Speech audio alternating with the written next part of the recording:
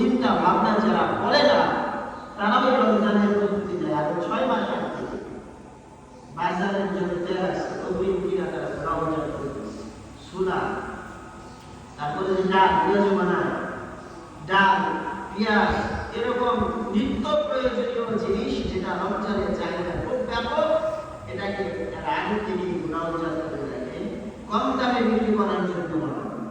রমজান শুরু হবে, দামও বেড়ে যাবে।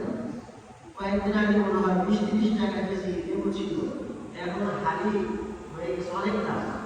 রমজান তো শুরু হয় নাই, শুরু হয়ে গেলে দেখবেন ভয়াবহ অবস্থা, লেবু খাওয়া স্বপ্নের মধ্যে একটা ব্যাপার হয়ে দাঁড়াবে। আবার যে বেগুন 2 দিন আগে মানুষ খাইতই না, কিনতই না, রমজান আসবে শুধু বেগুনের চেহারা দেখলেও টাকা দেওয়া লাগবে, এরকম একটা ব্যাপার হয়ে যাওয়ার মতো ঘটে যাবে। এটা কেন ভাই, এরকম কেন হয়? কারণ আমরা আসলে হিতাকাঙ্ক্ষী না, এক ভাই অপর ভাই শোভাকাঙ্ক্ষী না। সত্যিকারের মুমিন যারা হয় তারা এক ভাই অপর ভাই শোভাকাঙ্ক্ষী হয়, নিজেও লাভবান হয়, অপর ভাইকেও ঠকতে দেয় না। আমি ব্যবসায়ী হিসেবে আমিও যেন লাভবান হই, আর কাস্টমার ক্রেতা যারা আছে তারাও যেন ঠকে না যায়। আমরা এরকম পরিকল্পনা করার চেষ্টা করবো যেন আমার মুসলমান ভাই, আমার অপর দিনদার ভাই, সে যেন লসের মুখে না পড়ে ঠকে না যায়, রোজাদারদের জন্য যেন কষ্টকর ব্যাপার হয়ে না যায়।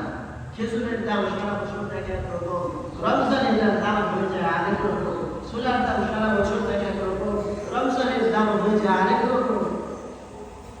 যাই হোক ভাই,